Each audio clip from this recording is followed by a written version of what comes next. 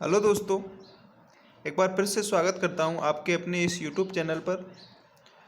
तो साथियों, आज की वीडियो में हम बात करने वाले हैं रीट एग्ज़ाम 2022 पर। जब बोर्ड द्वारा रीट की ऑफिशियल आंसर की जारी करने के बाद कौन कौन से जो प्रश्न हैं जिन पर आपत्ति लगा सकते हैं, कौन कौन से प्रश्न हैं जो विवादित प्रश्न हैं जिनका बोर्ड ने सही उत्तर नहीं माना है, गलत उत्तर माना है, या फिर वे कौन कौन से प्रश्न हैं जिनके एक या दो ऑप्शन सही माने जा सकते हैं। उन सभी प्रश्नों की चर्चा आज हम इस वीडियो में करने वाले हैं। साथ ही ये भी बताने वाला है कि कौन से प्रश्न पर आपको बोनस है वो मिलेगा। 100% बोनस है आपको मिलेगा। और जो भी इस प्रश्न में जो भी इस वीडियो में जो प्रश्न शामिल किए हैं उनके जो उत्तर हैं वो बोर्ड की बुक के अनुसार प्रमाणित हैं। तो वो सभी मैं प्रूफ है वो आपको साथ ही साथ बताने वाला हूँ। इससे पहले भी हमने कई सारे प्रश्नों पर चर्चा की है। पिछली वीडियो में हमने इसी प्रकार के कई सारे प्रमाणित सहित प्रश्नों पर चर्चा की है। तो आपने अगर वो वीडियो नहीं देखी है तो उस वीडियो को ज़रूर देखना, क्योंकि उसमें भी कई सारे प्रश्न हैं जिन पर आप आपत्ति लगा सकते हैं। पिछली वीडियो के कमेंटों के आधार पर हमारे कई साथियों ने बात की थी, तो उन प्रश्नों को भी आज इस वीडियो में शामिल किया है।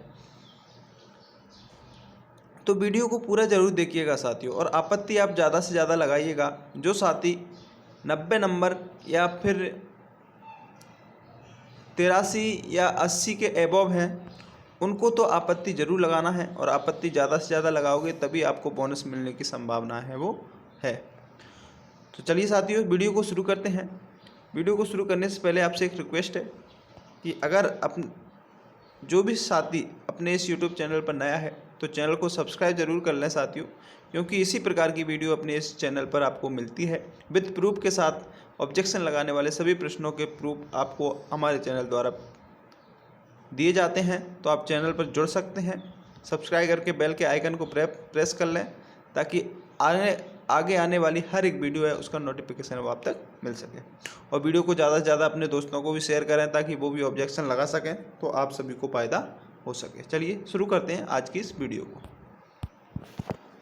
आज के इस प्रश्न है साथियों, ये प्रश्न है काफ़ी विवादित है, और इस प्रश्न पर भी सर्वाधिक आपत्तियां हैं वो लगने वाली हैं।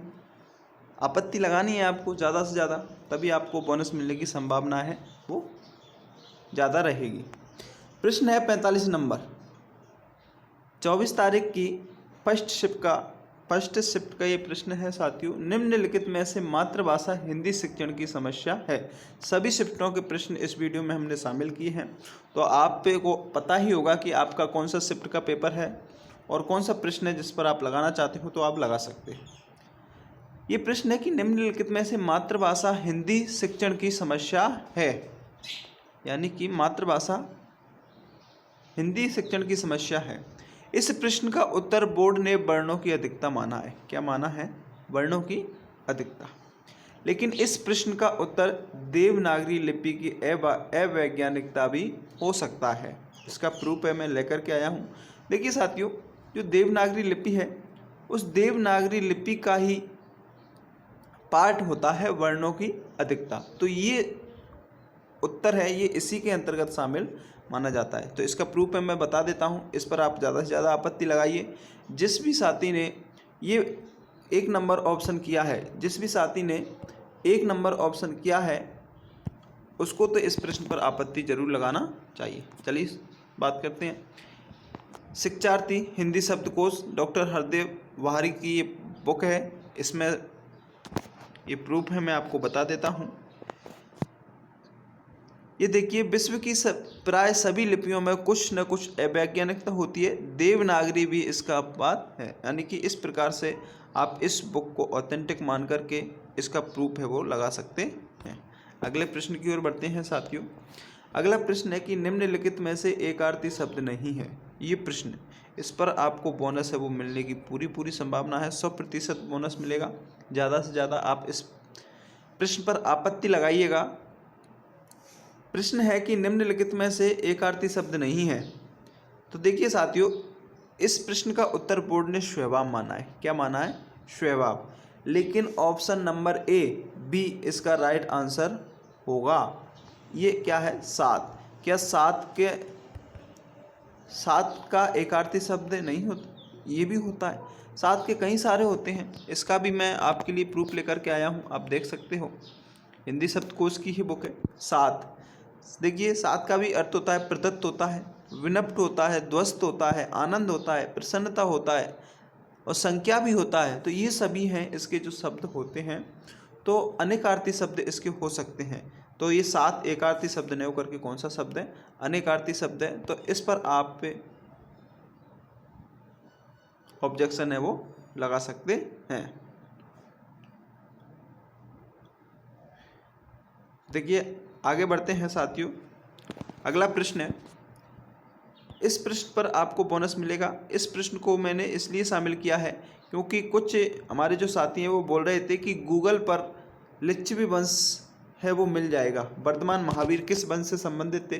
तो देखिए साथियों, यहाँ पर गूगल को आधार नहीं मान सकते क्योंकि बोर्ड है वो बोर्ड की बुकों को ऑथेंटिक मानता है और बोर्ड की बुक के अनुसार इसका जो महावीर का जो वंश है वो क्षत्रिय वंश है, जो कि इस ऑप्शन में नहीं है। तो इस प्रश्न पर बात कर लेते हैं कि वर्तमान महावीर किस वंश से संबंधित थे। तो ऑप्शन बोर्ड ने लिच्छवी वंश माना है, जबकि लिच्छवी वंश तो उनकी माता का वंश था। महावीर की माता का वंश था कौन? लिच्छवी। और वर्तमान महावीर का वंश कौन सा था? क्षत्रिय वंश था। कौन सा वंश था? क्षत्रिय वंश। इसका प्रूफ है, मैं आपको बता देता हूँ। इस प्रश्न पर आपको सर्वाधिक आपत्तियाँ हैं वो लगानी है, ऑब्जेक्शन लगाने हैं, क्योंकि ये प्रश्न आपको एक बोनस नंबर जरूर दिला के जाएगा। ये देखिए साथियों, ये 9th क्लास की बुक है बोर्ड RBSC की। इसमें बता रखा है कि 24वें तीर्थंकर महावीर स्वामी का जन्म वैशाली के समीप कुंड ग्राम में क्षत्रिय कुल में हुआ था। कौन से कुल में हुआ था? क्षत्रिय कुल में हुआ था।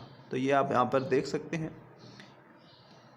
599 ईसा पूर्व में हुआ था। इनके पिता का नाम सिद्धार्थ और माता का नाम त्रिशला था और त्रिशला लिच्छवी गणराज्य के चेटक की बहन थी। तो लिच्छवी वंश की कौन थी? उनकी माता थी। और एक लड़के का या फिर लड़के का जो वंश चलता है वो अपने पिता के वंश से चलता है। तो यहाँ पर क्षत्रिय वंश राइट होगा, जो कि ऑप्शन में नहीं है। तो ये प्रश्न डिलीट होगा और आपको 1 नंबर बोनस दिला करके जाएगा। एक और प्रूफ इसका मैं बता देता हूँ, जैन धर्म से संबंधित ही है। जैन धर्म का प्रसार महावीर स्वामी द्वारा किया गया था और महावीर स्वामी का जन्म 599 ईसा पूर्व वैशाली बिहार के निकट कुंडा ग्राम में ज्ञात क्षत्रिय कुल में हुआ था। कौन से कुल में हुआ था? क्षत्रिय कुल में। तो इस दोनों को आप आधार मान के प्रूफ लगा सकते हैं, ऑब्जेक्शन लगा सकते हैं। इस पर 100% आपको 1 नंबर बोनस में जरूर मिलेगा। अगला प्रश्न है साथियों, अगले प्रश्न की ओर बढ़ते हैं। ये प्रश्न है कि मातृतर भाषाओं के शिक्षण की प्राचीन विधियों में से भिन्न विधि है। इस प्रश्न पर भी काफ़ी डाउट है और इस प्रश्न का उत्तर 2 हो सकते हैं। बोर्ड ने इसका खेल विधि माना है, लेकिन अगर प्रश्न ये पूछता कि भाषाओं के शिक्षण की प्राचीन विधियों से भिन्न हैं तो अपन यहाँ पर खेल विधि को मान सकते हैं। अगर आप BEd BSTC जो शिक्षण विधियों की बुक आती हैं उनमें, विश्वविद्यालय की शिक्षण विधियों की बुक आती है उनमें आप देखोगे तो मातृतर भाषाओं के शिक्षण की प्राचीन विधियों से भिन्न है वो भाषा संसर्ग विधि भी मानी गई है। तो इसका ऑप्शन A भी माना जा सकता है। इस पर आप ऑब्जेक्शन लगा सकते हैं। अगला प्रश्न है, अगला प्रश्न ये देखिए साथियों, ये प्रश्न भी है, हिंदी का है। निम्नलिखित शब्दों में से भाववाचक शब्द है। तो देखिए पूछ रहा है कि भाववाचक शब्द कौन सा है। बोर्ड ने इसका आंसर पवित्रता माना है। क्या माना है? पवित्रता। लेकिन एक शब्द और है, तेज।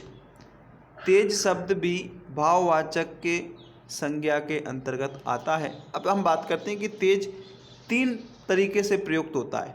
तेज विशेषण भी प्रयुक्त होता है, जैसे कहा कि मोहन तेज दौड़ता है, तो यहाँ पर विशेषण है। अगर हम इसका प्रयोग वाक्य के रूप में ऐसे करें कि उसका चेहरा तेजस्वी है, तो ये यहाँ पर भाववाचक यानी कि भाव का कार्य करता है। तो इसलिए इसका उत्तर तेज भी माना जा सकता है। इस पर भी आप ऑब्जेक्शन लगा सकते हैं। इसका प्रूफ मैं आपको दे रहा हूँ। ये तेज है, संज्ञा पुल्लिंग है। दीप्ति क्रांति, ये दीप्ति ये भाववाचक संज्ञा है। ये भाव का, ये कौन सा है? भाव वाला है। तो यहाँ से आप इसको प्रूफ मान करके इस प्रश्न पर आपत्ति लगा सकते हैं। चलिए साथियों, तो ये कुछ प्रश्न थे आज की इस वीडियो में जिन पर आप ऑब्जेक्शन लगा सकते हैं। तो आपत्ति इन प्रश्नों पर लगा करके आप बोनस अंक प्राप्त कर सकते हैं साथियों। और भी आपके जो भी क्वारी है, जो भी प्रश्न है जिन पर आप आपत्ति लगाना चाहते हो, तो आप कमेंट बॉक्स में ज़रूर लिख करके बताएं। अगली वीडियो में उन प्रश्नों को शामिल करके विद प्रूफ के साथ आपको बताया जाएगा।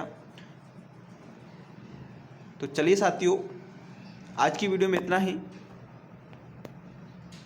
मिलते हैं नेक्स्ट वीडियो में, तब तक के लिए जय हिंद, जय Bharat, bye bye, take care.